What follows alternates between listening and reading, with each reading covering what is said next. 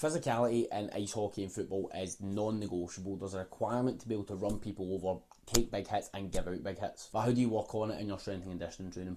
So really the thing we want to be looking at here is momentum. Momentum is really what dictates who's going to win these physical battles. If you've got somebody standing still and somebody running at them, then you know the person that's going to win is the person that's got a bit of speed behind them. And more kind of lifelike examples, if you have a player who's running at 5 metres per second and a player who's running at 15 metres per second, you know who's going to win providing they're the same weight, and it's the same the other way around. If you get two players who are running at the same speed, one's bigger, you know who's going to win. So the momentum equation is mass times velocity. So basically if you've got a high mass and a high velocity, you're going to have a high momentum score. Basically the higher you can get this, the better. So we know we need to improve mass and we know we need to improve velocity, but how do we do that? So first of all, mass, you basically want to get bigger. So you have to be doing some form of strength training, and usually it's going to be higher volume strength training. This is going to depend where you are in your season, but realistically if your goal is to get bigger, you're going to have to do some amount of higher volume training. Ideally these are going to be compound movements just so you can tick off multiple muscle groups, and then you're going to add in a sprinkle of isolation movements just to fill in some gaps.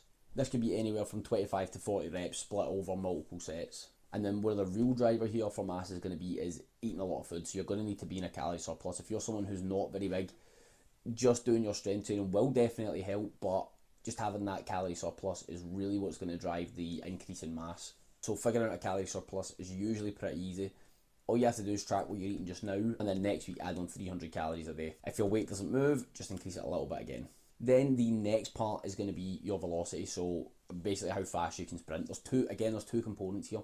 The first one is going to be your max velocity, so being able to hit a high max speed. And this is going to be done by using longer distance sprint work, so things that are like 30, 40, 50, 60 yards, where you're giving yourself a real amount of time to build up to your top end high velocity. And then a part that people often miss out as well is your acceleration work. So again, and when you play your sport, you don't have 30, 40, 50, 60 yards to build up to hit someone.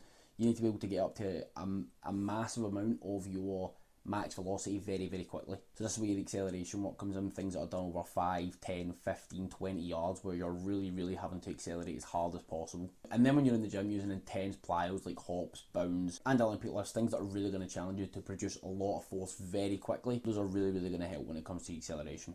So that's all for today, guys. If you've got any questions about momentum, just stick them in the comments. Any questions about anything else, put them in the comments as well, actually. And the off-season performance program is still down in the link below, so click that, grab that, and improve your S&C this off-season. See you in the next one, guys. Cheers.